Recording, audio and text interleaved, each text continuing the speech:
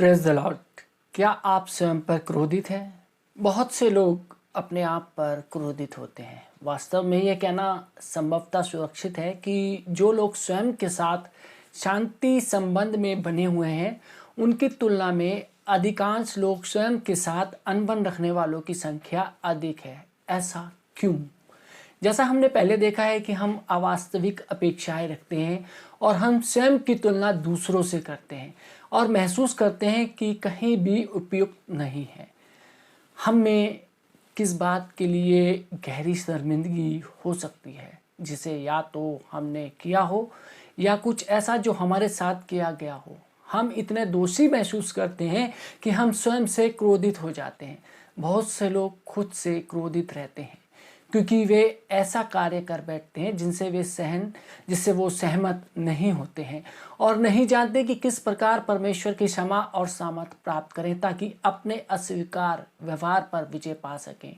आप विश्वास करें या ना करें, स्वयं के साथ शांति स्थापित करने की दिशा में पहला कदम ईमानदारी पूर्वक अपने पाप की ओर देखना और उसे उसी के नाम से संबोधित करना होता है।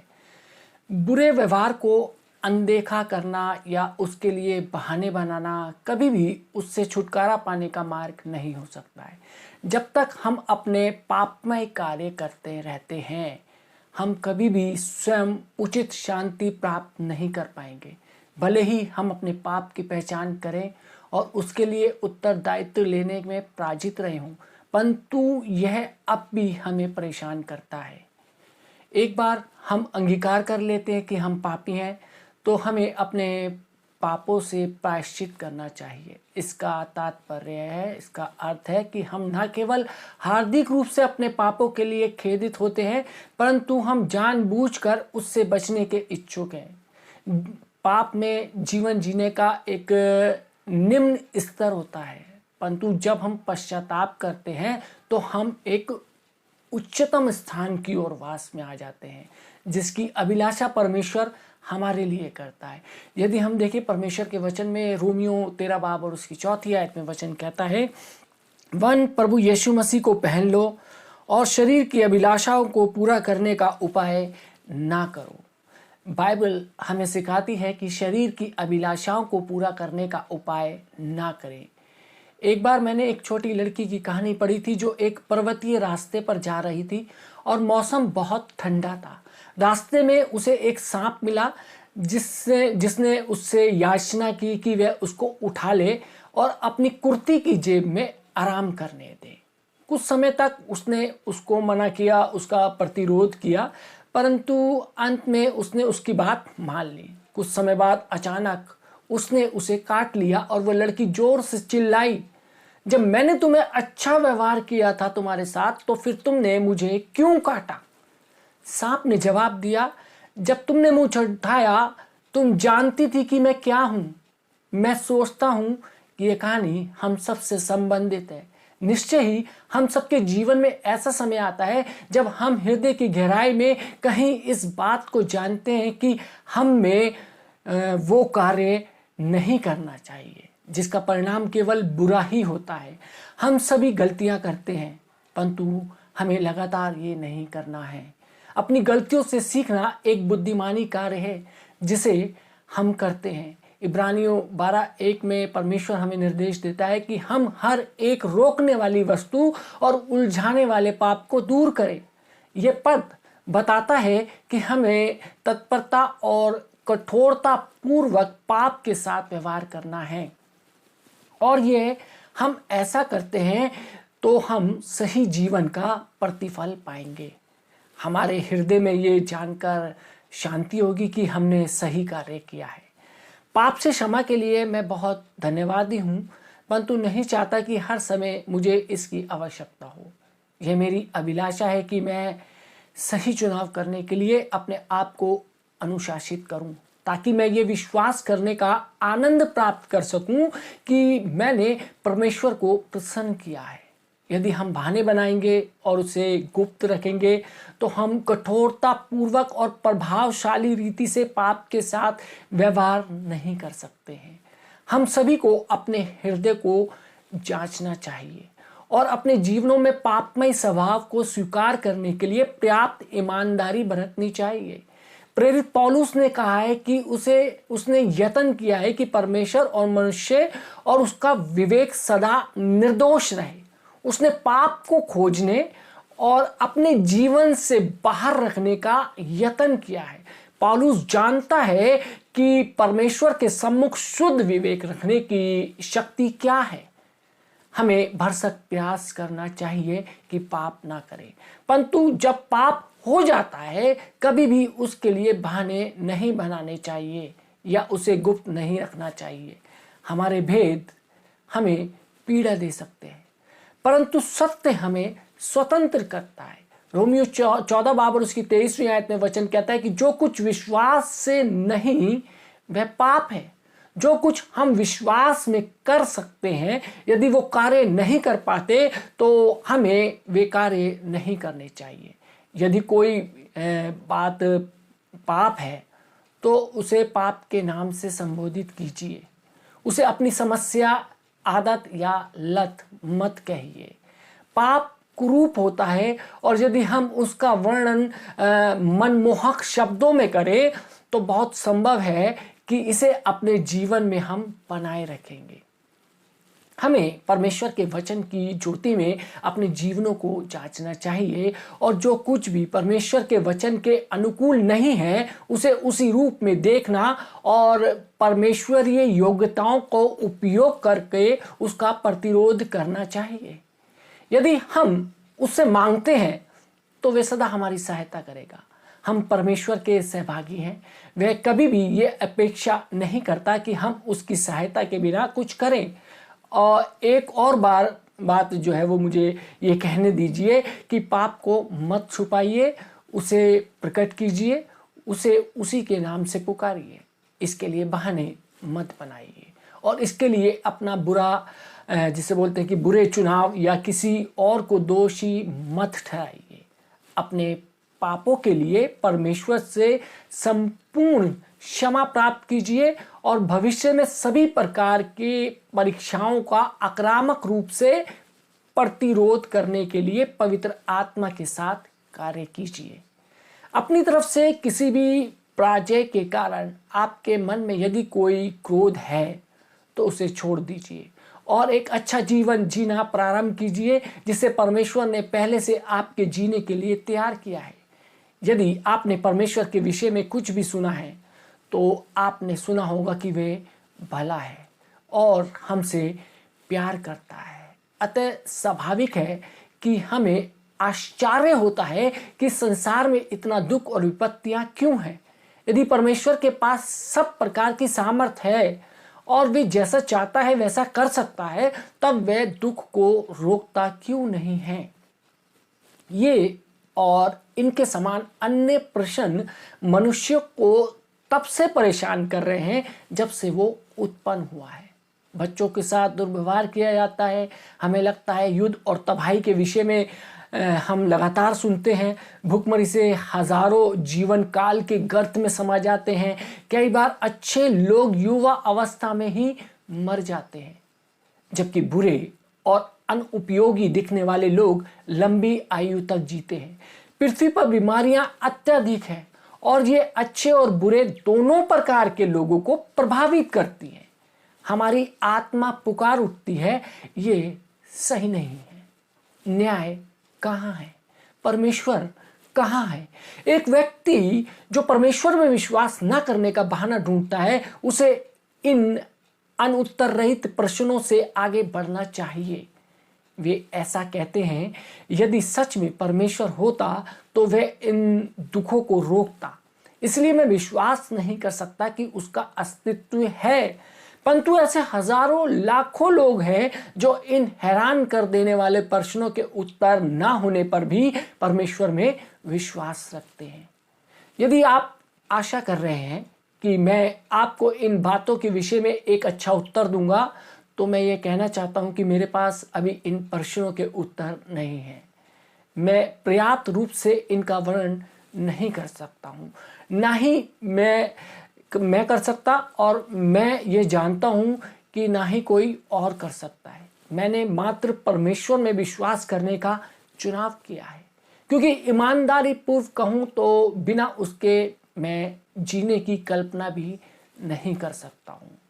वे मेरा जीवन है और मैं परमेश्वर के साथ एक संबंध रखता हूँ और इस बात के अलावा उसके विषय में सब कुछ नहीं समझता हूँ कि उसके बिना मैं कुछ नहीं कर सकता हूँ। परमेश्वर ने कभी भी हमें बिना दुख के जीवन की प्रतिज्ञा नहीं दी है, परंतु उसने हमें तसल्ली देने और आगे बढ़ने की सामर्थ्य देने की प्रतिज्ञा दी है।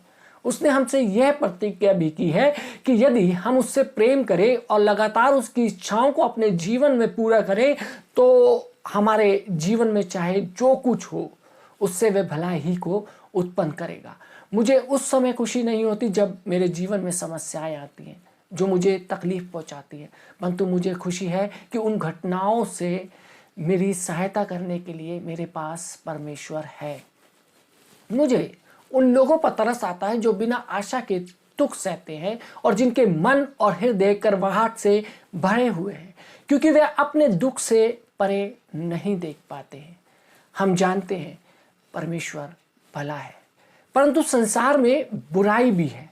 परमेश्वर ने हमारे सामने भलाई और बुराई, आशीष और शाप दोनों को रखा है। यदि हम देखें व्यवस्था विवरण 30 बाब और उसकी 19वीं आयत में परमेश्वर का वचन कहता है, मैं आज आकाश और पृथ्वी दोनों को तुम्हारे सामने इस बात को साक्षी बनाता हूं कि मैंने जीवन और मरण, आशीष और शाप को तुम्हारे आगे रखा है, इसलिए तू जीवन ही को अपना ले कि तू और तेरा वंश दोनों जीवित रहे। बहुत से लोग पाप और बुराई का चुनाव करते हैं और इसलिए हम संसार में पाप के प्रभाव देखते हैं। यहाँ तक कि एक अच्छा व्यक्ति भी इस पाप में संसार में बोझ से दबा हुआ जीता है। हम बुराई का दबाव महसूस करते हैं और उस समय की आशा लगाए रहते हैं जब ये चली जाएगी। रोमियो 8 बाब 18 से 23वीं आयत में बाइबल में बताती है कि सृष्टि भी कहराती है और पीड़ाओं में तड़पती है और मनुष्य के समान छुटकारे की बाट जोती है। हम एक अदृश्य परमेश्वर की सेवा करते हैं जो एक रहस्य है। हम कुछ निश्चित तारीखों से उसे जान सकते हैं, परंतु उसकी कई बातें हमेशा हमारी समझ से परे रहती है। यदि हम देखें रोमियो 11 बाब और उसकी 33वीं आयत में परमेश्वर का वचन कहता है, परमेश्वर का धन और बुद्धि और ज्ञान क्या ही गंभीर है, उसके विचार कैसे अथाह और उसके मार्ग कैसे अगम्य है। हम उसके चरित्र को जान सकते हैं और उसकी विश्वास योग्यता पर भरोसा रख सकते हैं कि वह सदा हमारे साथ रहेगा, परंतु हम परमेश्वर के हर एक कार्य को नहीं समझ सकते हैं जिन्हें वह करता है या नहीं करता है। विश्वास का अर्थ है कि हम उस बात में विश्वास रखते हैं जिसे हम देख नहीं सकते और अक्सर समझ नहीं सकते। इन भेदों के प्रकट होने का इंतजार करते हुए हम विश्वास करते हैं और यदि हम ईमानदार हैं तो हम यह समझते हैं कि जब तक हम पृथ्वी पर हैं तब तक इनमें से कई एक प्रश्नों के उत्तर हमें नहीं मिलेंगे। परमेश्वर हमसे कहता है कि हम उस पर भरोसा करें और यदि हमारे पास कोई अनुत्तरित प्रश्न नहीं है तो भरोसा रखने की कोई आवश्यकता भी नहीं है। बाइबल में वर्णित सबसे अधिक रहस्यमयी चुनौतीपूर्ण कथन इब्रानियों 5 बाब उसकी 8वीं और 9वीं आयत में पाया जाता है। यदि हम देखें इब्रानियों 5 उसकी 8वीं और 9वीं आयत में लिखा है, पुत्र होने पर भी उसने दुख उठाकर आज्ञा माननी सीखी और सिद्ध बनकर अपने सब आज्ञा मानने वालों के लिए सदाकाल के लिए उद्धार का कारण हो गया।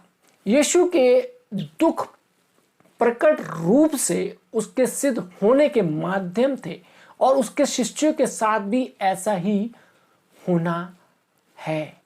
बिना परखे विश्वास परिपक्व नहीं होता है। परमेश्वर एक उपहार के रूप में हमें विश्वास देता है, परंतु जब हम इसका उपयोग करते हैं तब यह बढ़ता और वृद्धि करता है। 12 शिष्यों के जीवन में ऐसी कई बातें हुई थीं जिन्हें वे यीशु मसीह के साथ चलते हुए नहीं समझ सके, और यीशु मसीह ने उनसे कहा, यदि हम देखें यूहन्ना 13 बाब और उसकी 7वीं आयत में वचन कहता है, यीशु ने उनको उत्तर दिया, जो मैं करता हूं तू उसे अभी नहीं जानता, परंतु उसके बाद समझेगा। हम एक भेद भरे और अवर्णित घटनाओं के संसार में रहते हैं, और परमेश्वर अपेक्षा करता है कि हम भरोसा रखें। जे ऑसवर्ल्ड सैंडर्स ने अपनी पुस्तक एंजॉइंग इंटीमेसी विद गॉड में कहा है कि यदि हमें इस परेशानी भरे संसार में शांति का अनुभव करना है तो हमें दृढ़तापूर्व परमेश्वर की सर्वोच्चता को आत्मसार कर लेना चाहिए, और तब भी उसके प्रेम पर भरोसा रखना चाहिए जब हम उसके उद्देश्य को समझ नहीं पाते। ऐसी बातें होती हैं जिन्हें हम कठिनाई में सीखते हैं, परंतु अन्य समय पर नहीं सीखते हैं।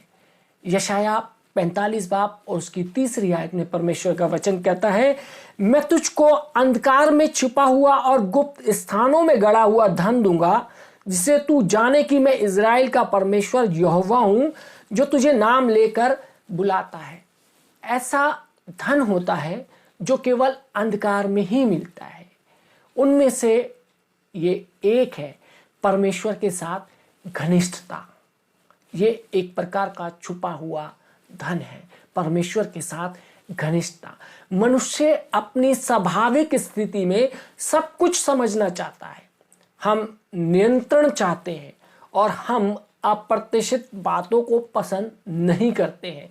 यदि हमारी सारी योजनाएं हमारी इच्छा और समय में पूर्ण हो जाते हैं तो हमें यह अच्छा लगता है, परंतु ऐसा नहीं होता है। यदि हम परमेश्वर पर भरोसा रखते हैं तो हम उससे वे बातें मांगते हैं जो हमें चाहिए, परंतु वह हमेशा ऐसा नहीं करता है, और अनतः हमारे पास कुछ अनउत्तर रहित प्रश्न शेष रह जाते हैं और हमारा स्वभाव इसके विरुद्ध लड़ता है। उन बातों की कल्पना करने का प्रयास करना निराशाजनक और घबरा देने वाली बात होती है, जिनका उत्तर हमें कभी नहीं मिलने वाला है। मैं व्यक्तिगत तौर पर विश्वास करता हूं, यदि आप इस बात का इंतजार कर रहे हैं कि कोई आकर आपको परमेश्वर के कार्यों को समझाए, तब आप इंतजार करते ही रह जाएंगे। परमेश्वर हमारी समझ से परे है, परंतु वह सुंदर और अद्भुत है, और अंत में वह हमारे जीवन में हमेशा न्याय लेता है। परमेश्वर अवर्णित बातों के द्वारा हम पर भरोसा रखता है। भले लोगों के साथ बुरी बातें होती है, और परमेश्वर पर भरोसा रखना उनका सौभाग्य है। यशाया नबी की पुस्तक 50 बाब और उसकी 10वीं आयत में परमेश्वर का वचन कहता है, तुम में से कौन है जो यहोवा का भय मानता और उसके दास की बातें सुनता है, जो अंधियारे में चलता हो और उसके पास ज्योति ना हो। वह यहोवा के नाम का भरोसा रखे और अपने परमेश्वर पर आशा लगाए रहे।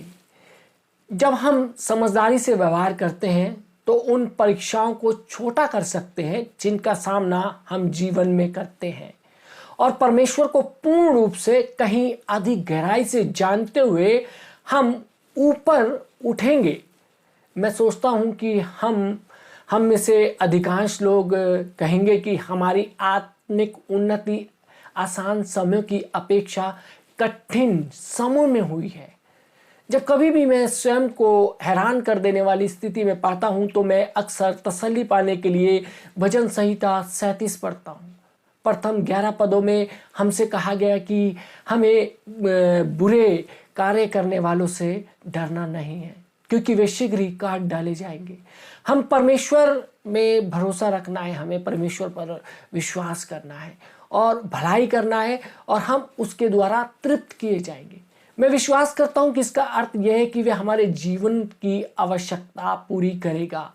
आवश्यकता नहीं कि हमारी सारी इच्छाएं, परंतु निश्चय ही हमारी सारी आवश्यकताओं को पूरा करेगा। भजन संहिता 37:8 में हमें बताता है कि हमें क्रोध से परे रहना, जलजलाहट को छोड़ देना चाहिए, क्योंकि उससे बुराई ही निकलती है। यदि हम दूसरों की बुराई के कारण स्वयं क्रोध में बने रहेंगे तो हम बुराई में फंस जाएंगे। हमें एक अद्भुत प्रतिज्ञा भी दी गई है। भजन संहिता 37 और उसकी 11वीं आयत में लिखा है, परंतु नम्र लोग पृथ्वी के अधिकारी होंगे और बड़ी शांति के कारण आनंद मनाएंगे। नम्र वे लोग होते हैं जो स्वयं को दीन करते हैं और चाहे उनकी परिस्थितियां कुछ भी क्यों ना हो, वे परमेश्वर पर भरोसा रखते हैं। प्रेरित पौलुस ने कहा है कि उसने ठान लिया था कि क्रूस पर चढ़ाए हुए मसीह को छोड़ और किसी बात को ना जानूं। ऐसा प्रतीत होता है कि सभी बातों का विकल्प खोजते हुए पौलुस भी थक गया था और केवल मसीह को जानने का उसने निर्णय लिया। हमें अपने सारे मन और हृदय से परमेश्वर पर भरोसा रखना है और अपनी समझ का सहारा नहीं लेना है। मेरे लिए इसका अर्थ यह है कि मुझे क्षण भर के लिए भी यह नहीं सोचना है कि मैं इससे कितना समझदार हूँ कि अपनी ज़िंदगी खुद जी सकता हूँ या परमेश्वर के कार्यों के कारण ढूंढ सकता हूँ। यदि मैं कभी परमेश्वर को समझ सकता तो वह मेरा परमेश्वर नहीं हो सकता है। परमेश्वर हर प्रकार से हमसे महान होना चाहिए। वह परमेश्वर नहीं हो सकता जो हमसे महान नहीं है। परमेश्वर के विषय में कहा गया है कि उसका ना तो आदि है और ना ही अंत है, क्योंकि वो ही अल्फा है और वो ही ओमेगा है। हम परमेश्वर के विषय में ये प्रारंभिक कथन नहीं समझ सकते हैं, तो फिर हम अन्य सारी बातों को समझने का प्रयास क्यों करना चाहिए। परमेश्वर हम पर कुछ बातें प्रकट करता है और हमें बहुत सी बातों का उत्तर प्रदान करता है, परंतु वह हमें सभी बातों का उत्तर नहीं देता है। परमेश्वर के वचन के अनुसार कुछ बातें हम जानते हैं, परंतु जब समय आएगा तब हम उस प्रकार से जानेंगे जैसा हम जाने गए हैं। यदि हम देखें 1 कुरिन्थियों 13 बाब उसकी 12वीं आयत में परमेश्वर का वचन कहता है कि अभी हमें दर्पण में धुंधला सा दिखाई देता है, परंतु उस समय आमने सामने देखेंगे। इस समय मेरा ज्ञान अधूरा है, परंतु उस समय ऐसी पूरी रीति से पहचानूंगा जैसे मैं पहचाना गया हूँ। और ये हमने देखा वचन के अंदर, ये पौलुस कहता है कि अभी हमें दर्पण में धुंधला सा दिखाई देता है। आज भविष्य को लेकर बहुत कुछ हमारे को धुंधला सा दिखाई देता है। बहुत सारी ऐसी बातें हैं, बहुत सारे ऐसे प्रश्न हैं जिनके उत्तर हमारे पास नहीं होते, लेकिन परमेश्वर का वचन कहता है कि इस समय मेरा ज्ञान जो है वो अधूरा है, परंतु उस समय मैं पूरी रीति से पहचानूंगा जब हम परमेश्वर के पास होंगे। वो सारी की सारी चीज़ें, वो सारे प्रश्न जो अधूरे रह गए हैं हमारी ज़िंदगी में, जिनके हमारे को आज तक जवाब नहीं मिले हैं, उस समय परमेश्वर वो सारी की सारी चीज़ें एक स्क्रीन पर दिखाएगा। एक जिस प्रकार से हम एक प्रोजेक्टर लगा के जब हम कोई पिक्चर देखते हैं, उस तरीके से परमेश्वर वहाँ पर उस स्क्रीन पे दिखाएगा कि तेरे ये प्रश्न थे, तुझे इसलिए तेरे साथ मैंने ऐसा नहीं किया। तू चाहता तो था, लेकिन इसलिए मैंने ऐसा नहीं किया। अभी हम उन चीज़ों को नहीं समझते, क्योंकि अभी हमें दर्पण में धुंधला सा दिखाई देता है। परमेश्वर आप सबको आशीष दे, आमीन। आइए हम दुआ मांगे। महान सामर्थ्य पिता परमेश्वर, धन्यवाद देते हैं आज के सुंदर वचन के लिए प्रभु जी, जो हमारी आत्मिक उन्नति के लिए परमेश्वर लाभदायक है। क्योंकि बहुत सी बातें, बहुत से प्रश्न जो हमारे मन में उठते हैं, जिनका उत्तर हम ढूंढने की कोशिश करते हैं प्रभु जी, और जब हमारे को उन प्रश्नों के उत्तर नहीं मिलते तो हम हताश और निराश हो जाते हैं, स्वयं पर भी क्रोधित होते हैं परमेश्वर, और तुझ पर भी क्रोधित होते हैं। है खुदावन, हम जानते हैं कि सब चीज़ें मनुष्य के जानने के लिए नहीं है प्रभु जी, लेकिन खुदावन हम इस संसार में रहते हैं प्रभु जी, और उन सब चीज़ों को जानने की कोशिश करते हैं, और जब हमें उत्तर नहीं मिलता तो प्रभु जी हम क्रोध करते हैं। आए खुदावन, तो हमको इतनी बुद्धि अकल समझ दे कि हम तेरी व्यवस्था पर ध्यान करने वाले हो सके, तेरे वचन पर ध्यान करने वाले हो सके, तेरी हर एक बात पर ध्यान करने वाले हो सके प्रभु जी। आज यदि जितने भी लोग ये वचन सुन रहे हैं, उनके जीवनों में कुछ अनसुलझे रहस्य और अनसुलझे प्रश्न हैं परमेश्वर, जिनकी खोज वो परमेश्वर कर रहे हैं, जिन रहस्यों को वो जानना चाहते हैं और उनके रहस्यों के जवाब नहीं मिल रहे, उनका जीवन क्रोधी हो गया है, उनका जीवन पापमय हो गया है। प्रभु यीशु मसीह, आज उनको खुदान परमेश्वर तू सामर्थ्य दे, इस वचन के माध्यम से वो सीखे कि हर प्रश्न के उत्तर जानना मनुष्य के लिए कठिन है। हाँ परमेश्वर, हमारी अगुवाई कर परमेश्वर, हमें सामर्थ्य दे परमेश्वर, और जितने लोगों ने परमेश्वर ये वचन सुना है उनके जीवनों को परिवर्तित कर दे। ये वचन खुदावन ये लोग दूसरे लोगों तक बांटने वाले हो सके, ताकि उनके जीवन में भी रिवाइवल आ सके, उनके जीवन में भी परिवर्तन आ सके परमेश्वर, और तेरी सामर्थ को अपने जीवन में महसूस करने पाए। यही दुआ मांगते हैं हम बड़े विश्वास ईमान के साथ अपने मुक्तिदाता खुदा यीशु मसीह के नाम से, आमीन।